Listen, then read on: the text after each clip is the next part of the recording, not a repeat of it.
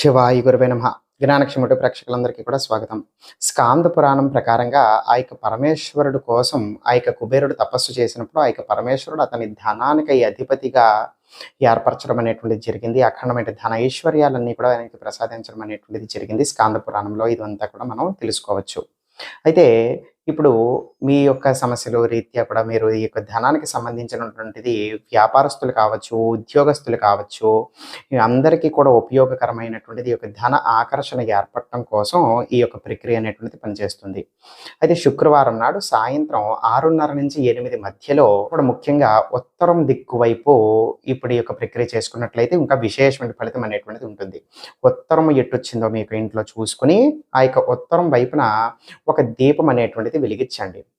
ఆవు నేతితో దీపం అనేటువంటిది వెలిగించండి. ఆ వెలిగించినటువంటి ఆ యొక్క జ్యోతి ఉత్తరం వైపు చూస్తూ ఉండాలి. ఉత్తరం వైపుకి తిరిగి ఉండాలి.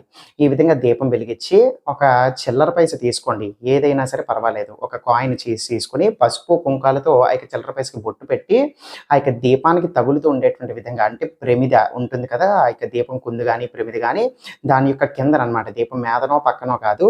ఆ యొక్క దీపం ప్రమిద గాని, కుందు గాని కిందన ఆ యొక్క కాయిన్ అనేటువంటిది పెట్టండి. దాని మీద ఆ యొక్క దీపం కుంది కానీ, ప్రమిది కానీ పెట్టాలనమాట. ఆ విధంగా వెలిగించి ఉంచండి. వెలిగించి ఉంచిన తర్వాత ఇప్పుడు చక్కగా ఆ యొక్క కుబేరుడిని తలుచుకొని నమస్కారం చేసుకొని, నేను చెప్పబోయేటువంటి మంత్రాన్ని ఒక 54 సార్లు జపం చేయండి. ఇంకా సమయం ఉంది, శక్తి ఉంది, చేసుకోగలిగినటువంటి వాళ్ళు ఒక 108 సార్లు కూడా జపం చేయొచ్చు. మంత్రం తెలియజేస్తున్నాను వినండి. ఓం యక్షాయ కుబేరాయ వైశ్రవణాయ ధనధాన్యాధిపతయే ధనధాన్యం మే దేహి దాపయ స్వాహ. ఇది ఆ యొక్క మంత్రం. ఈ విధంగా మంత్ర జపం అనేటువంటిది చేసేసుకున్న తర్వాత మీ యొక్క సూర్యాస్తమయం అయిన తర్వాత చేస్తారు కాబట్టి ఇంక మీరు చక్కగా వెళ్ళి మీ పని చూసుకొని మీరు విశ్రాంతి తీసుకోవచ్చు. మరుసటి రోజు ఉదయానికి ఆ యొక్క దీపం ఘనమైపోతుంది కాబట్టి అప్పుడే చిల్లర పైస తీసుకొని ఒక పసుపు రంగు యొక్క గుడ్డలో దాన్ని చుట్టపెట్టి మీ యొక్క పర్సులో గానీ, వ్యాలెట్‌లో గానీ, మీ యొక్క లాకర్‌లో గానీ, మీ యొక్క పూజా మందిరంలో గానీ మీరు ఉంచుకోవటం వలన ధన ఆకర్షణ ఏర్పడుతుందనమాట. వరసగా 7 రోజుల పాటు చేయొచ్చు. 7 రోజులు కూడా మళ్ళీ ఇదే చిల్లర పైస, ఇదే కాయిన్ తీసి మళ్ళీ దీపం వెలిగించి మంత్రజపం చెప్పి మళ్ళీ ఆ యొక్క కాయిన్‌ని ఆ పసుపు గుడ్డలో చుట్టపెట్టేసి పెట్టుకోవచ్చు.